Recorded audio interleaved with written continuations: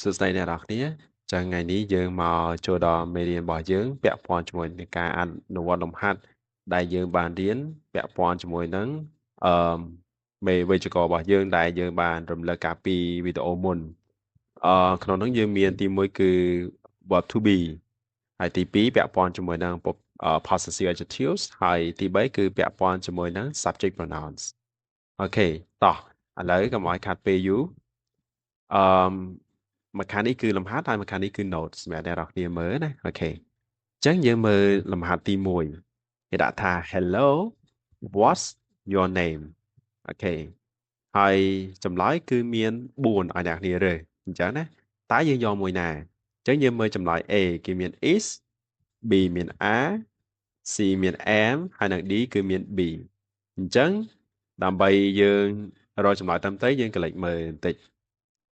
ទី1យើងឃើញមាន what ណា what គឺជាសំណួររបស់សំណួរគឺផ្ដើមដោយ WA word ខ្ញុំសុំតែសេអ្នកនេះមើលបន្តិចអញ្ចឹងquestion form របស់យើងគឺយើងមាន W8 words ហើយបន្តមកទៀតគឺត្រូវមានវត្តមានរបស់ to be ហើយបន្តមកទៀតគឺមាន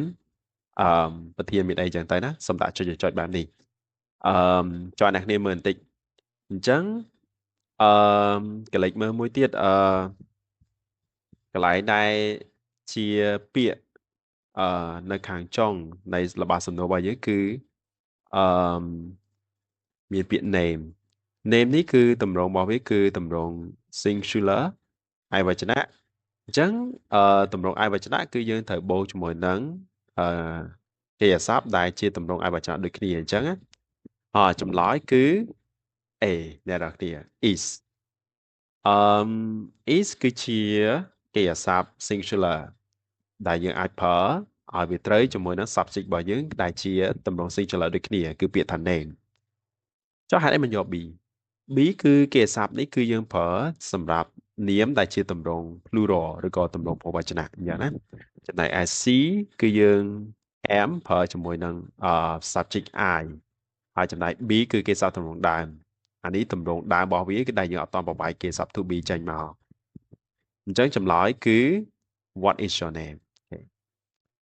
យើងមើល number 2 កន្លែងលេខ2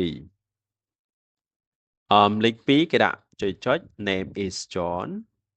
ហើយខាងក្រោយគឺ and my ចុច is Johnson អញ្ចឹងណាអ្នកនេះមើលបន្តិចនៅចាំមេរៀនរបស់យើងណា possessive adjectives គឺយើងត្រូវដាក់វានៅខាងមុខនាមអ្នកនរគ្នាអញ្ចឹងណាអូខេនេះគឺជារមុនវេយ្យាករណ៍ភាសាអង់គ្លេសអញ្ចឹងយើងកន្លែងមើលបន្តិចកន្លែងនេះគឺយើងឃើញពាក្យ name នេះគឺជានាមណា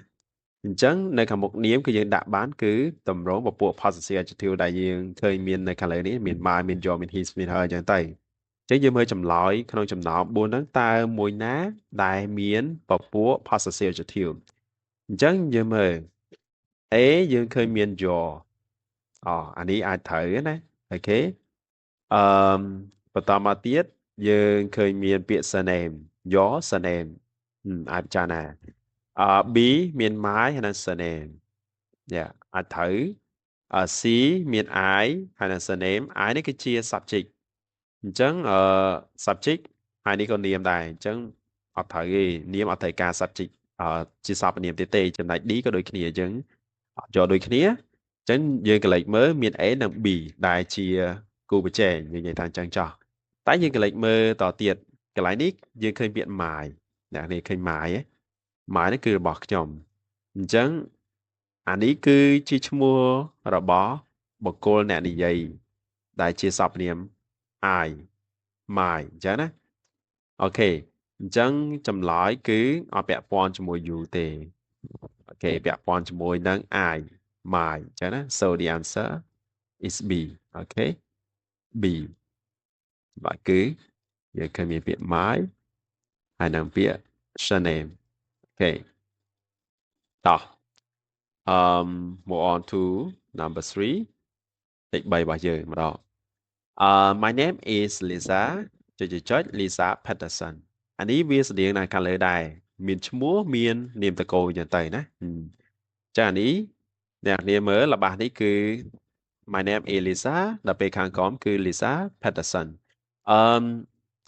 នៅក្នុងរបស់ទី2របស់ទី2នៅកន្លែងលេខ3អញ្ចឹងណារបស់ទី2អ្នកនាងឃើញរបស់នេះគឺបាត់អីនៅក្នុងរបស់មួយគឺត្រូវតែមានទី1គឺ subject ប្រធានអ្នកធ្វើអំពើហ្នឹងណាអូខេបន្តមកទៀតត្រូវតែមានមួយទៀតគឺគេស័ព្ទតែខាត់ទៅតែមានប្រធាននិងគេស័ព្ទអឺនៅកន្លែងនេះគឺអត់មានប្រធានអត់មានគេស័ព្ទទេអញ្ចឹងយើងទៅរកចម្លើយមួយណាមានប្រធានមានគេស័ព្ទហ្នឹងA យើងមាន my និង am my មិនមែនជាប្រធានទេវាថាជាគុណនាមដោយសារវាជា possessive adjective គុណនាមប្រើបញ្ជាក់ន័យឲ្យនាមអញ្ចឹងដាច់ខាត my ត្រូវតែមាននាមនៅខាងក្រោយវាអត់យក B យើងមាន I និង is ប្រធានក៏មានគេស័ព្ទក៏មានតែខុសដោយសារ I អត់ប្រើជាមួយ is ទេ C I am អានេះត្រូវអ្នកនេះតែយើងក៏លេចមើល D មួយទៀត D មានតែ I តែទេមានតែប្រធានទេអត់មានគេស័ព្ទទេអញ្ចឹង the answer របស់យើងគឺឃើញណា C I am អូខេតទៀតយើងចូលដល់ number 4កន្លែងលេខ4លេខ4របស់យើងគឺគេដាក់ចុច name is apple ចុច and apple អូខេអញ្ចឹងយើងក៏លេខមើល number 4របស់យើងកន្លែងនេះគឺស្តីជាមួយនឹងលេខ2ដែរអ្នកនេះយើងឃើញពាក្យ name ប៉ុន្តែអត់មានពពួកគុណនាមកម្មសិទ្ធិដែលយើងហៅថា possessive adjective នៅខាងមុខទេហើយខាងក្រោយមាន an apple ហើយកន្លែងហ្នឹងអត់មានប្រធានក៏អត់មានគេស័ព្ទដែរអញ្ចឹងខាងមុខគឺយើងខ្វះពពួកpossessive adjectives សូមសរសេរកាត់អ្នកនេះ ADJ មកទៅហើយខាងក្រោយគឺយើងអត់មានឃើញមានវត្តមានទី1គឺ subject សូមសរសេរកាត់ដូចគ្នា subject ហើយនឹងអត់មាន verb អ្នកនេះបាត់អញ្ចឹងយើងរកមើលចម្លើយក្នុងចំណោម4ហ្នឹងតើមួយណាមាន possessive adjective នៅខាងមុខហើយខាងក្រោយរបស់វាមាន subject មាន verb អញ្ចឹងទៅយើងមើល A មាន his មាន she អានេះ possessive adjective ហើយខាងក្រោយមានតាប្រធានយើងអត់យកទេអូខេហើយយើងក៏លេខមើលតទៀតអានេះ his និង she his នឹងរបស់គាត់ she នាងអាពីរហ្នឹងក៏វាត្រូវគ្នាដែរអញ្ចឹងណាព្រោះវាខុសភេទគ្នាចំណែក B មាន his និង his his apostrophe s ស្មើ he is វាជាពាក្យដែលមានវាជា clear មួយដែលមានប្រធានហើយនឹងគេស័ព្ទអញ្ចឹងអាចចាណាចំណែក C យើងមាន her និង she's ស្តៀងជាមួយ B ដែរតែខុសភេទគ្នាអញ្ចឹងណាចំណែក D មាន his និង his possessive adjective ទាំងពីរគឺអត់ត្រូវទេអញ្ចឹងយើងក៏លេខទៅមាន2មាន B ហើយនិង C ដែលជា possible answer សម្រាប់យើងក្នុងការរើសអញ្ចឹងយើងក៏លេខមើលរបស់យើងឃើញមានពាក្យ apple ហើយខាងក្រោយគឺ ant apple យើងគិតមើលថា apple គួរជាឈ្មោះរបស់មនុស្សប្រុសឬក៏មនុស្សស្រីតែនេះគិតមើលthe answer is B អូខេដោយសារ apple នេះជាឈ្មោះរបស់មនុស្សប្រុសទេ apple is a male's name អូខេបើអ្នកគ្នាគិតថាយ៉ាងម៉េចដែរអ្នកនេះអាច comment នៅខាងក្រោមវីដេអូបាន5យើងមើលលេខ5ណាអានេះក៏របស់សំណួរដែរអញ្ចឹងរបស់សំណួរយើងគឺឃើញមាន where ចុច John from យើងក៏លេខមើលណាយើងមាន WH word ហើយតែអីដែលបាត់គឺបាត់ to be នេះយើងមើលកន្លែងរូបមន្តរបស់យើងកន្លែងយើងរំលឹកឡើងវិញណាអត់មាន to be ទេតែប្រធានរបស់យើងគឺពាក្យ John ណាអ្នកនរគ្នា John sorry John នេះគឺជាឈ្មោះរបស់មនុស្សប្រុសស្មើនឹង he ដែលសារគាត់មានគេហៅថាតម្រងអាយវចនៈណាអូខេមនុស្សប្រុសម្នាក់ស្មើ he ឈ្មោះនេះឈ្មោះមនុស្សប្រុសទៀតយើងដឹងឈ្មោះមនុស្សប្រុសណាខាងក្រោមចុច from the US អញ្ចឹងខាងក្រោយនេះខាងក្រោយនេះគឺអត់មានទី1គឺប្រធានទី2 អត់មានគេអាស័ព្ទទេអ្នកគ្នាអញ្ចឹងណាអញ្ចឹងខាងមុខគឺយើងបាត់ពពួកto be អ្នកគ្នាអញ្ចឹងសុំទៅសេថែមកន្លែងនេះតិចខាងមុខបាត់ to be ខាងក្រោយបាត់ subject ហើយនឹង verb អញ្ចឹងយើងកន្លែងមើលចម្លើយថាតើមួយណាដែលមានគ្រប់លក្ខខណ្ឌអញ្ចឹងណាយើងមើល A យើងមាន is និង his អាចជាចម្លើយត្រឹមត្រូវអ្នកគ្នាអាច possible ភាសា is គឺជាគេសព្ទ to be ដែលត្រូវជាមួយ John ហើយ his មនុស្សប្រុសជាសព្ទនាមតំណាងមនុស្សប្រុសយើងមើលតទៀត B យើងមាន is ហើយនឹង his អឺ his ជា possessive adjective អត់ត្រូវទេដោយសាររយការយើងដូចនិយាយមិញគឺត្រូវការ subject នឹង verb អូខេតទៀត C យើងមាន am ហើយនឹង his